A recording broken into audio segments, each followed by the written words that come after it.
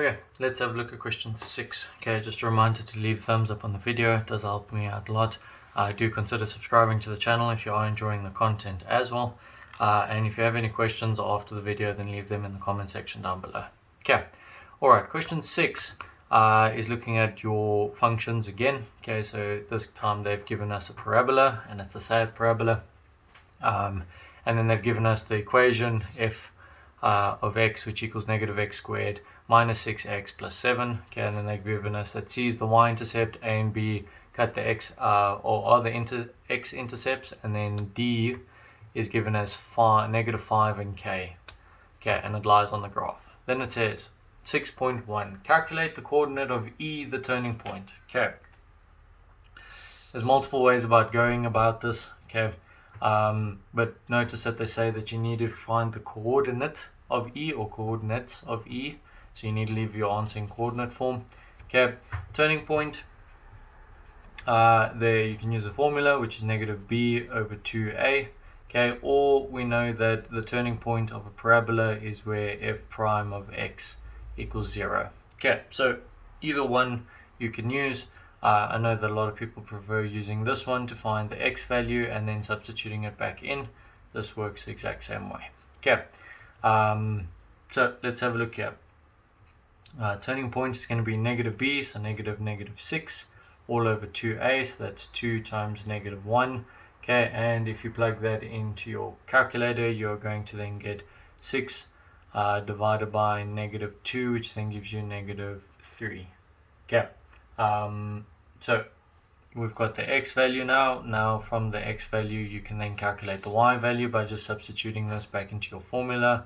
So f of negative 3 is then going to be negative 3 squared minus 6 times negative 3 plus 7, and you'll get a y value then of 16.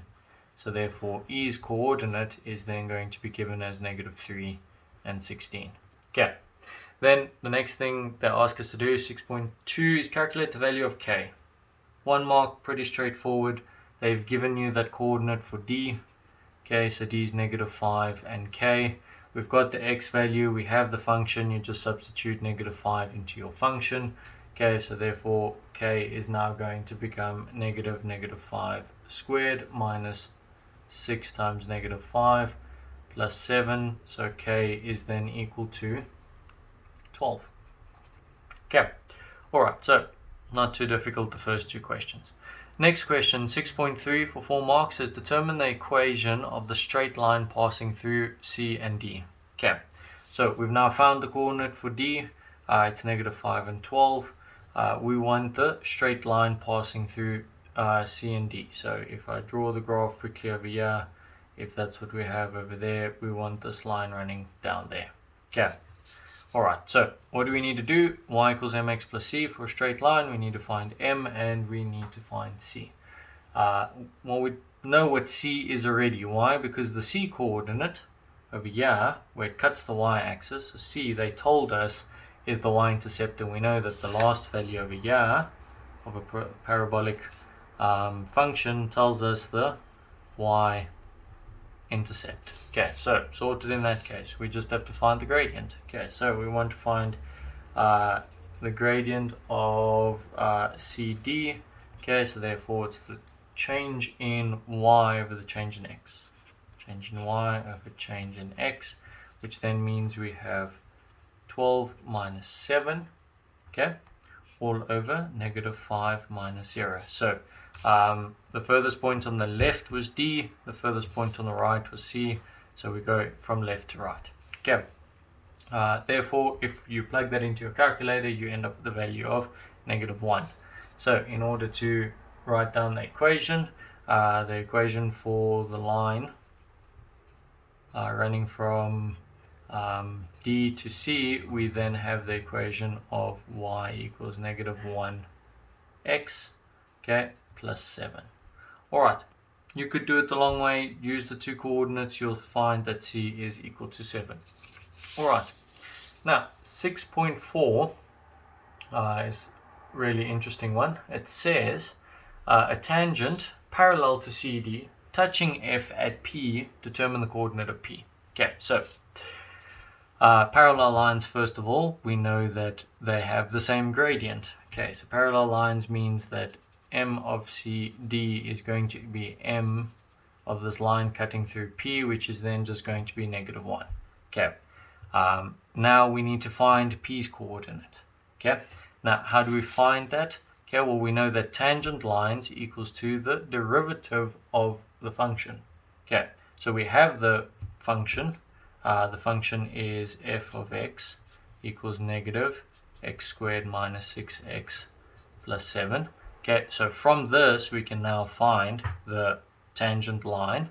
Okay, and we know that also the tangent or the derivative equals the gradient, so we can equate the two. So let's find the derivative of f of x. So f prime of x is going to then equal to negative 2x, okay, minus 6, and we know that this is equal to the gradient, so therefore it implies we have negative 2x minus 6 equals to -1.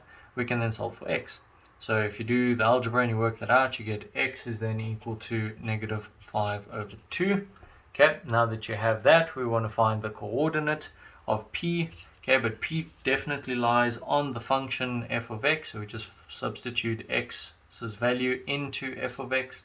So we need to find f of -5/2, which equals -5/2 squared minus 6 times -5/2 plus 7.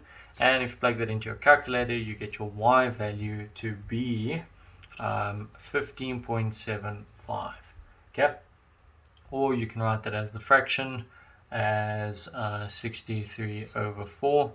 So therefore P's coordinate is given as -5/2 and 63/4. Okay, alright, now 6.5 says for which values of x will f of x minus 12 be greater than 0? Okay, so this one is a little bit difficult to read from the graph because we know that c is at 7 over here, but we don't know where the value is for where 12 is. Okay, so the best way to do this is to substitute your function in and then solve. So we know that f of x is equal to minus x squared minus 6x plus 7. So I'm going to substitute that in there. So minus x squared minus 6x plus 7 minus 12 must be greater than 0.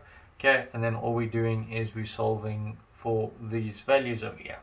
So if we sort out this here, we end up with, let's see, minus x squared minus 6x plus 7 minus 12 gives you minus 5, must be greater than 0. So what I'm going to do is divide out by 0, but remember, when we divide by 0, your sign swaps. So x squared plus 6x plus 5 needs to be less than 0. Now we can factorize. Factors of 5 is 5 times 1, which works to give us 6 because it's both positive. So x plus 1, x plus 6 must be less than 0. And as I've stated previously, time and time again, you cannot solve an equality without drawing some form of a graph. So we know that we have this over here. So we'll have our critical values. The one will be at, they're both negative. So the one will be at -1 and the other one will be at -6. Okay, we know that this function over here is a happy parabola. So it looks something like that.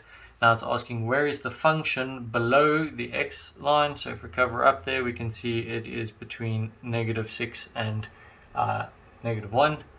What am I saying? Not -6. That's 5. So that should be -5. Okay, so between -5 and -1. So therefore x must lie between -1 and -5. Or x is an element, okay, excluding -5 and excluding -1.